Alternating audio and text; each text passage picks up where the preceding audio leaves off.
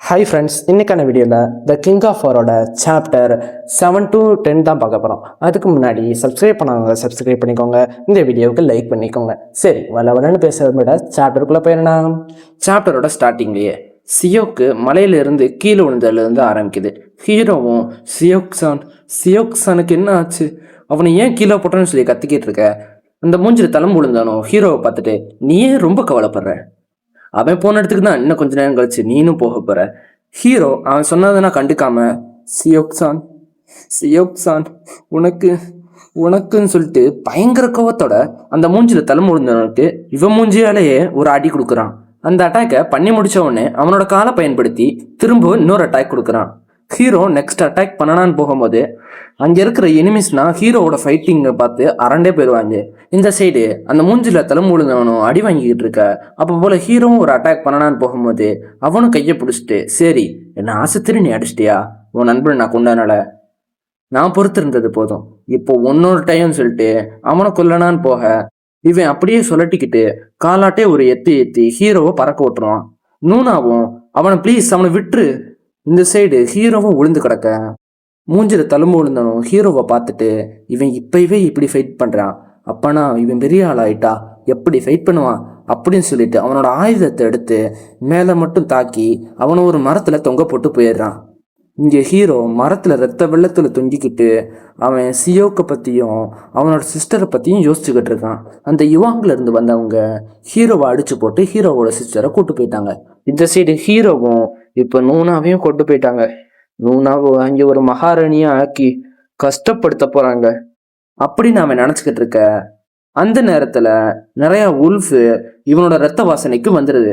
Hero அந்த உல்ஃபனா பார்த்துட்டு, சரி இன்னும் கொஞ்ச நேரத்தில் இதுங்களுக்கு நான் சாப்பாடாக போகிறேன் போல. அதே சேம் டைமிங்கில் நேற்று ஹீரோ ஒரு தாத்தாவை பார்த்துருப்பான்.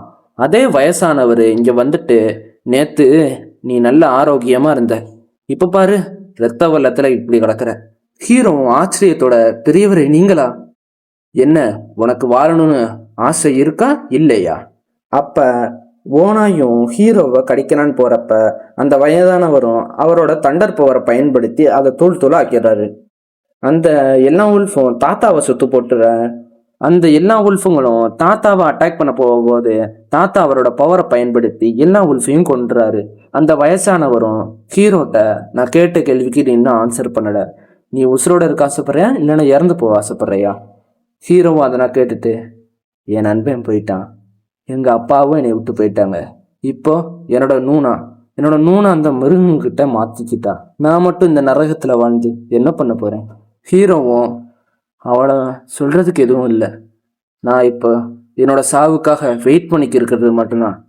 அந்த தாத்தாவும் அதை நான் கேட்டுட்டு, சரி நீ இவ்வளோ சொல்லியும் நீ இன்னும் உன்னோட வாயிலிருந்து அந்த சிரிப்பு மட்டும் போகவே இல்லை, நீ இன்னும் சிரிச்சுக்கிட்டு தான் இருக்க, இந்த சிரிப்பே போதும், நீ உண்மையை சொல்றியா இல்லை பொய் சொல்றியான்னு கண்டுபிடிக்க அப்படின்னு சொல்லிட்டு அந்த தாத்தா அவனை விடு வச்சிடுறாரு அவன் மாட்டிக்கிருந்ததுல.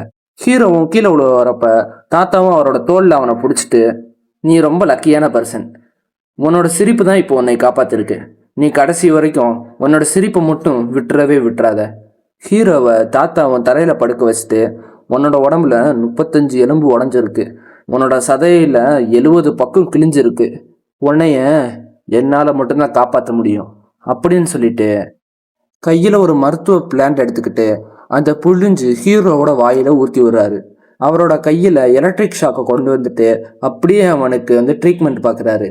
இப்போதைக்கு உன்னால் நகரவே முடியாது, உன்னுடைய நரம்புகள்னா நடுங்கிக்கிட்டு இருக்கும். ஹீரோவோட உடம்புல ஒரு இடத்துலையும் அந்த எலக்ட்ரிக் ஷாக் போய் அவனுக்கு திரும்ப அவனோட உடலை கொண்டு வந்துக்கிட்டு இருக்க. ஹீரோ பயங்கரமான வழியில கத்துறான். அப்போ போல அவனோட கை கால் எல்லாமே உடஞ்சது ஃபுல்லாக சரியாகிட்டு இருக்க பயங்கரமான வழியில துடிச்சுக்கிட்டு இருக்கான். தாத்தாவும் முன்னாடி உட்காந்துட்டு சொல்றாரு, நான் உனக்கு என்னோட பவரை உள்ளக்கு மட்டும் தான் விட்டுருக்கேன், இதை நீ தான் கண்ட்ரோல் பண்ணணும், உன்னோட உடம்புல எல்லா பக்கங்களிலும் அதை கொண்டு போய் உன்னோட உடம்ப நீ சரிப்படுத்திக்கோ, இதை பண்றது மூலியமா நீ உசுரோடவும் இருக்கணும் இல்லைன்னா இறந்தும் போகலாம் அப்படின்னு அந்த வயசானவரும் சொல்ல அப்படியே கட் பண்ணி காட்டுறாங்க. ஹீரோ எப்படியோ உயிர் பொழைச்சிக்கிட்டான் போல அப்படியே கட் பண்ணி காட்டுறாங்க.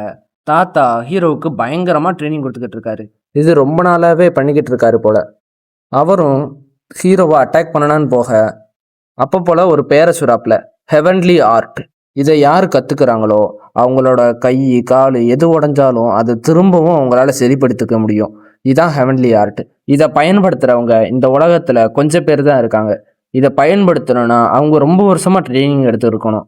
ஆனா நீ இதை கொஞ்ச நாள்லயே நீ கத்துக்கிட்ட அப்படின்னு சொல்லிட்டு தாத்தாவும் அட்டாக் பண்ண வர ஹீரோவும் அட்டாக் பண்ண போக 2 பேரும் ஒரே டயத்துல அட்டாக் பண்ணிக்கிறாங்க.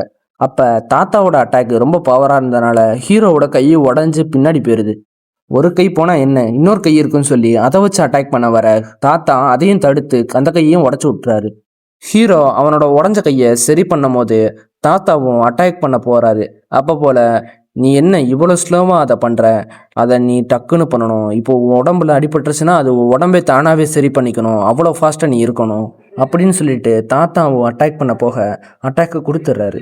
ஹீரோ அந்த அட்டாக்கை தடுக்க தான் செய்வான். அப்படியே அவனோட கையை உடஞ்சிரும். தாத்தாவும் அட்டாக் பண்ணுற மாதிரி போய் கையை நிப்பாட்டிற ஹீரோவும் முடியாமல் சோர்வா நின்றுக்கிட்டு இருக்க தாத்தாவும், நீ என்ன சோர்வா நின்றுக்கிட்டு இருக்க, உன்னோட எனிமி எப்பவும் சோர்வா நிற்க மாட்டான், அவன் சாகுற வரைக்கும் உன் கூட சண்டை போடுவான். நீ இப்படி நின்றுக்கிட்டு இருந்தேன்னா எப்படி நீ ஃபைட்டிங் பண்ண போற? அது மட்டும் இல்லாமல் நீ ஹெவன்லி ஆர்ட்டை இன்னொன்று முழுசாக கற்றுக்கலை. அதில் நிறையா வகை இருக்குது. நீ இதில் பொறுமையாக நல்லா கற்றுக்கிட்டு வந்தாலும் ஆனால் ஒரு ஹெவன்லி ஆர்ட் பயன்படுத்துகிற சோல்ஜர்ஸ் கிட்ட நீ ஈஸியாகவே தோற்று போயிடுவ. நீனும் அவங்கள மாதிரி ஆகணும்னா அப்படின்னு சொல்லிட்டு அந்த வயசானவரும் அவரோட கையில் எலக்ட்ரிக்கை கொண்டு வந்துட்டு ஹீரோவோட வவுத்துலேயே கொண்டு வந்து தாக்குறாரு. இதுதான் ஹெவன்லி ஆர்ட்லேயே முக்கியமான பார்ட்டு. இதை நான் உனக்கு இப்போ ஏன் சொல்லித்தரேன்னா, எனக்கு உன்னைய ஸ்லோவாக கொண்டு போய் பெஸ்ட்டாகவும் உனக்கு ட்ரைனிங் கொடுக்க முடியும். ஆனால் எனக்கு அதுக்கான நேரமே இல்லை. ஹீரோவும் அவர் கொடுத்த எலக்ட்ரிக் அட்டாக்கை அவன் வவுத்துலேயே பிடிச்சி வச்சுக்கிட்டு அவன் அப்படியே அவன் உடம்புக்குள்ளே கொஞ்சம் கொஞ்சமாக இழுத்துக்கிறான். அப்படியே கட் பண்ணி காட்டுறாங்க. ஹீரோவும் தாத்தாவும் ஒரு இடத்துக்கு முன்னாடி போயிட்டு நின்றுக்கிட்டு இருக்காங்க. அங்கே இருக்கிற சோல்ஜர்ஸ் எல்லா பேரும், இது எங்கள் மரியாதைக்குரிய எசமானரோட கல்டிவேஷன் பிளேஸ், இங்கே நீங்கள் எதுக்கு வந்திருக்கீங்க, இங்கேருந்து இப்போவே நீங்கள் கிளம்பி போங்க ஈவில் ஸ்பிரிட்ஸ் அப்படின்னு அங்கே உள்ள சோல்ஜர்ஸ் நான் சொல்ல, நம்ம தாத்தாவும், உனக்கு எவ்வளோ தைரியம், ஏண்டா எனக்கு முன்னாடியே நின்று நீ பேசுறியாடா? அப்போ போல் அங்கே உள்ள சோல்ஜர்ஸும் நம்மளுடைய எசமானரோட கல்டிவேஷனை இவங்க தடுக்கிறதுக்காக வந்திருக்காங்க, இவங்களை நம்ம எப்படியே இங்கேயே போட்டு தள்ளி ஆகணும், நான் அந்த கிழடனை பார்த்துக்கிறேன், நீங்கள் எல்லாரும் அவன் கூட இருக்கிற ஆளை பார்த்துக்கோங்க அப்படின்னு அந்த சோல்ஜர்ஸோட லீடர்னு சொல்ல, அங்கே உள்ள சோல்ஜர்ஸ் எல்லா பேரும் ஹீரோவை அட்டாக் பண்ணுறதுக்காக போயிடுறாங்க. ஹீரோ இத்தனை நாளாக ட்ரைனிங் எடுத்திருந்த பவரை ஃபுல்லாக இந்த இடத்துல வெளிக்காட்ட போகிறான்.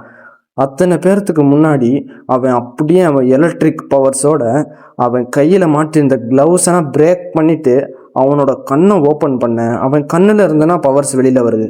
அப்படியே ஃபுல் பவரோட ஃபைட்டிங் பண்ணலான்னு போகும்போது சாப்டர் 10 இங்கேயே முடிவடைகிறது. அடுத்த சாப்டரை நெக்ஸ்ட் வீடியோவில் பார்த்துக்கலாம்.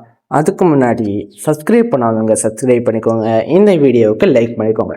நான் எக்ஸ்பிளைன் பண்ணது உங்களுக்கு எப்படி இருந்துச்சோ அதை மறக்காமல் கமெண்ட் பண்ணியிருக்கேன். சரி, இதோட வீடியோ முடிச்சுக்கலாம். Bye guys.